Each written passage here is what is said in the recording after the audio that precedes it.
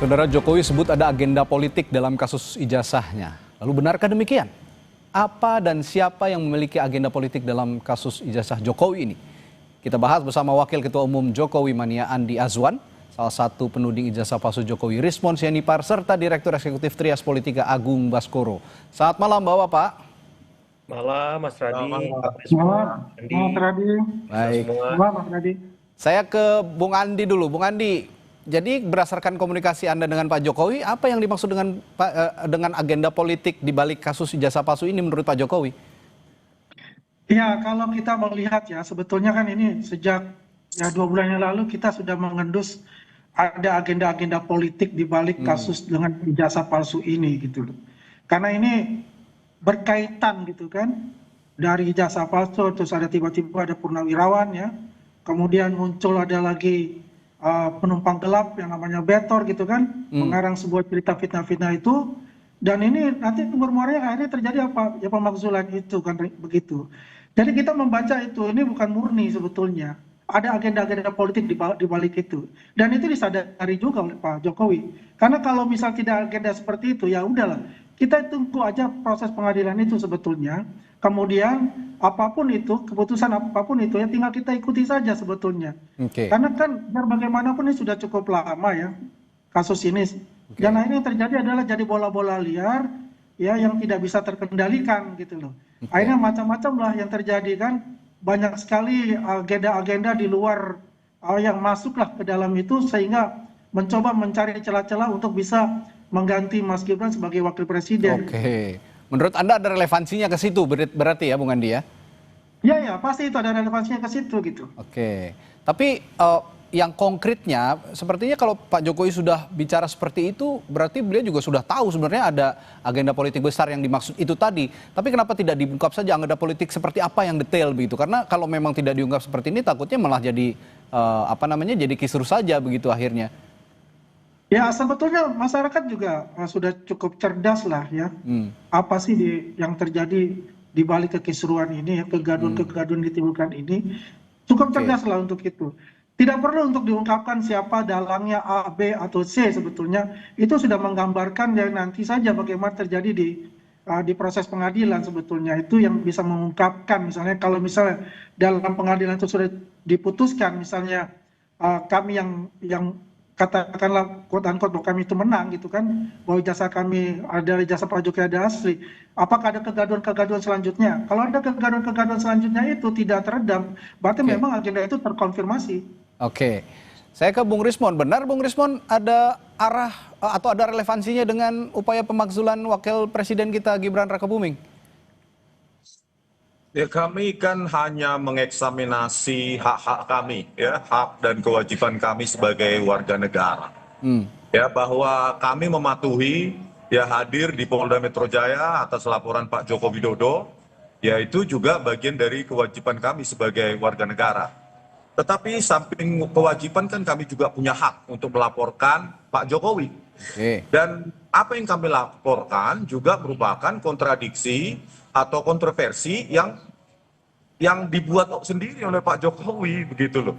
Ya, pada tahun 2017 berdialog dengan Pak Kasmujo dan di situ publik menyimpulkan bahwa Pak Kasmujo adalah dosen pembimbing skripsi dari Pak Kasmujo. Ternyata setelah saya datang ke perpustakaan Fakultas Kehutanan UGM bahwa nama Pak Kasmujo tidak ada di skripsi yang diduga atas nama Joko Widodo tersebut. Dan dikoreksi kemudian oleh Pak Jokowi bahwa Pak Kasmujo adalah dosen pembimbing akademiknya. Dan ketika saya temui, jawaban Pak Kasmujo membantah keduanya, bukan sebagai dosen pembimbing skripsi maupun dosen pembimbing akademik. Dan itu terkonfirmasi, jawaban tersebut juga diberikan Pak Kasmujo kepada seorang jurnalis Kompas TV, ya bernama Bung Dipo. Jadi ini kan konsisten, oleh karena itu ini harus kita sudahi. Dan kami ingin mengeksaminasi ya hak-hak kami sebagai warga negara. Dan Pak Jokowi juga harus tunduk dong kalau dipanggil ya sama seperti kami datang dong begitu. Dan kami meminta tadi dan berkesempatan untuk bertemu dengan Direktur Reskrimsus Polda DIY bahwa beliau akan secara hati-hati seksama untuk meneliti laporan kami tadi. Begitu Bang. Baik.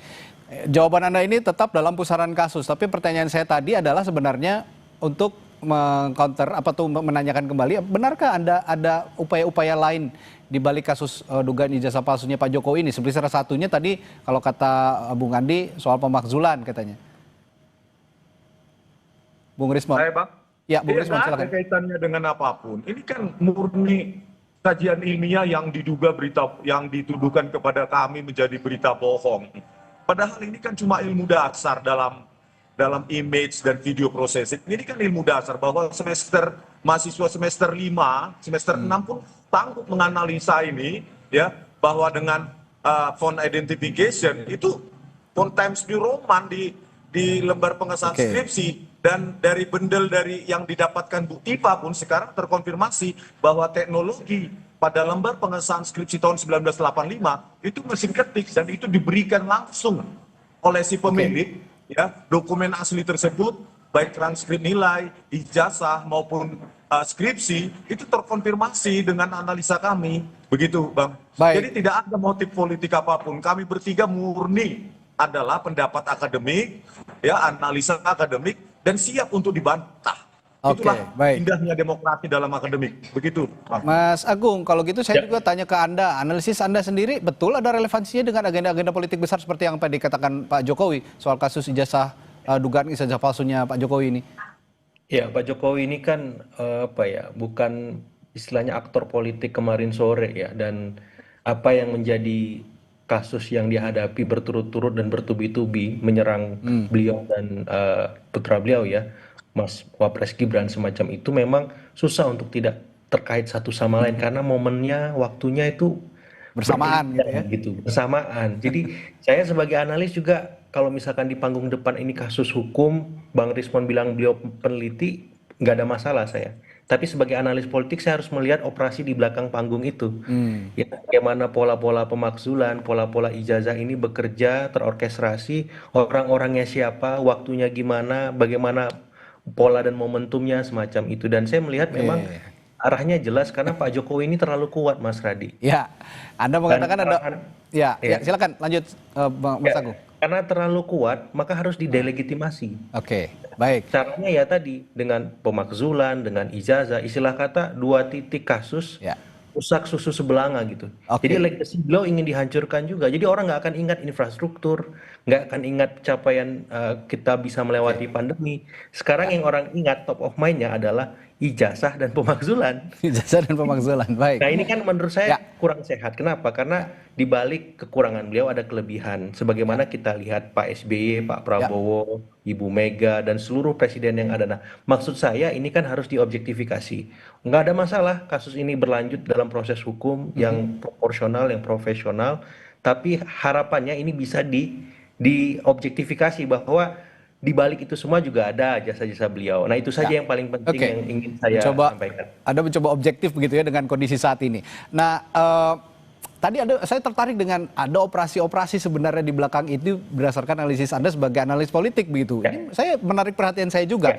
Saya akan tanyakan hal ini nanti ke Mas Andi juga, ke Bung Andi juga, apakah betul ada operasi-operasi tertentu dan siapa yang mengoperasikan? Tetaplah bersama kami di Sapa Indonesia Malam, kami segera kembali.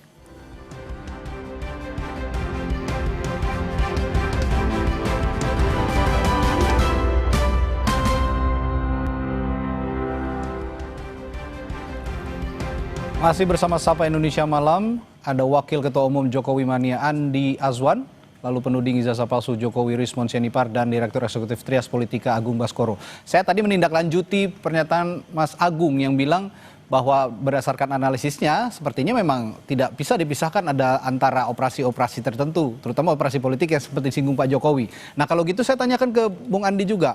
Bung Andi, Anda tahu operasi-operasi soal yang Anda katakan tadi memang ada motif politik begitu, Anda tahu ada operasi-operasi tertentu dan siapa yang mengoperasikannya kira-kira Bung Andi? Ya, Bang Radit ya, saya setuju apa yang dikatakan Mas Agung itu. Ibaratnya gini, ada orang buang gas ya, baunya kecium semua tapi orangnya nggak ada gitu, susah ditebak. Seperti itulah analoginya gitu. Yang jelas memang ada hal-hal seperti itu ya. Kenapa? Karena rangkaiannya ini itu berkesinambungan gitu loh. Jadi backdoor-nya ini memang luar biasa untuk itu ya, untuk memanfaatkan situasi-situasi yang ada gitu. Karena itu juga dikatakan juga kan beberapa para apa namanya pengamat politik yang mengatakan yang dengan argumen-argumen mereka gitu kan, ya sebagai contoh misalnya bahwa Mas Gibran itu hanya pelongo-pelongo ya, tidak bisa melakukan kegiatan-kegiatan, dan juga mendesak DPR untuk menjawab surat dari para purnawirawan. Ya itu konteksnya kita bisa lihat. Yang terakhir kan kemarin kita bisa lihat ketika Mas Suryo dan kawan-kawan itu ada hadir pula di situ kan, ada Mayor Jenderal Sunarko di situ kan, ada Pak Rajasa juga di situ kan, dari perwakilan dari Purnawirawan ABRI, dan juga ada lagi ini, ada Pak Said Didu di situ.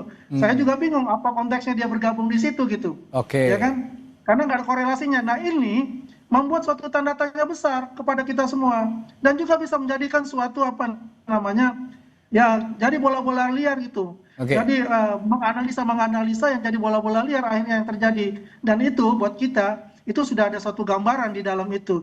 Yang itu kembali lagi, kita ini bukan orang yang selalu akan menuduh tanpa ada bukti dan maupun data. Begitu Mas Raditya. Jadi saya juga ingin minta tanggapan juga kalau gitu dari Bung Rismon. Bung Rismon tadi mengatakan tidak ada motif apa-apa. Ini murni soal untuk mengungkapkan soal kebenaran asli atau tidaknya ijazahnya Pak Jokowi. Tapi menurut Bung Andi kemarin ada beberapa rekan Anda juga Bung Rismon. Ada Mas Roy Suryo di sana, ada Pak Said Didu kehadiran dengan Purnawirawan TNI yang sebelumnya mengusulkan pemakzulan Gibran. Bagaimana tanggapan Anda soal ini?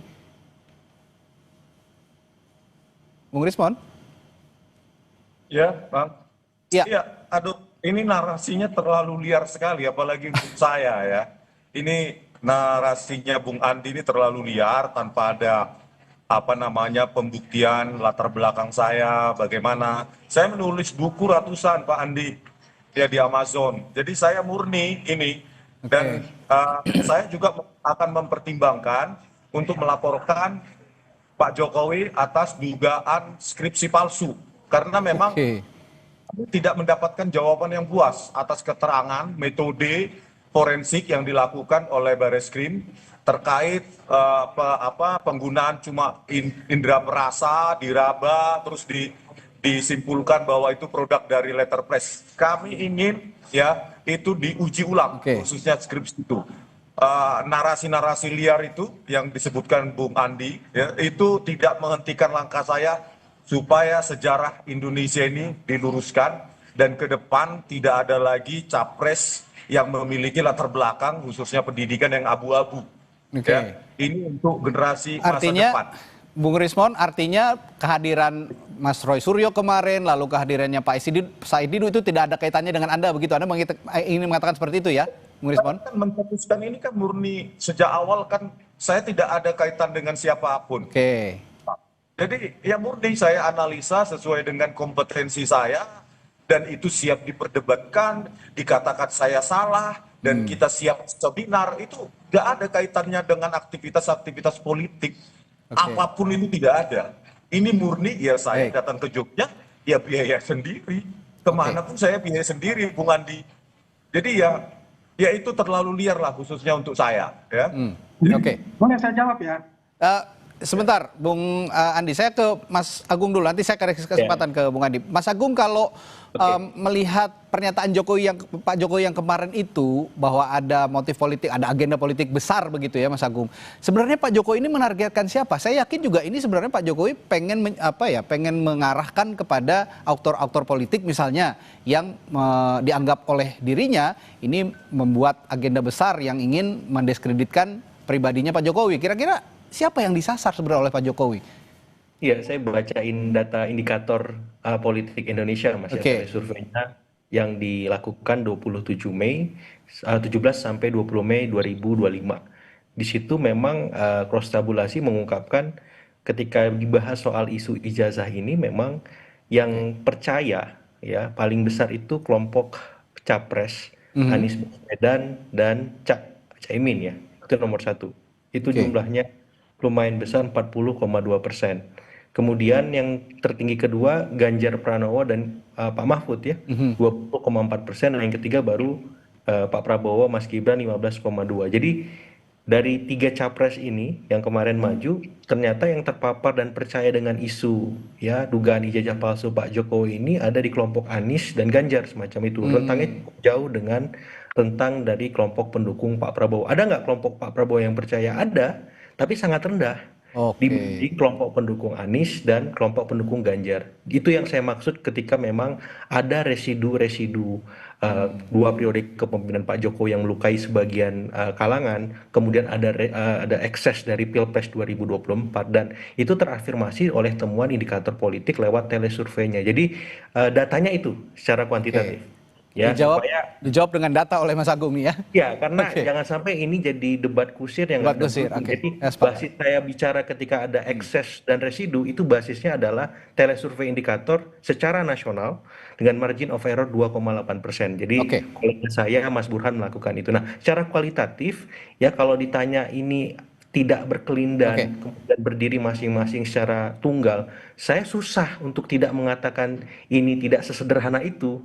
Karena apa? Karena di balik politik kita yang dinamis ini kan ada aktor-aktor, ada kingmaker, ada dewa-dewanya Mas Radi. Iya. Yang harus dalam tanda petik diseimbangkan oleh Presiden Prabowo. Ada dewa di Cikeas, ada dewa di Teguh Umar, ada dewa di Hambalang, ada dewa di Ciganjur, Cendana, dan seterusnya.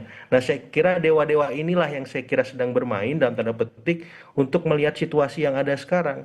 Nah, dewa di Solo ini harus berupaya menyeimbangkan itu.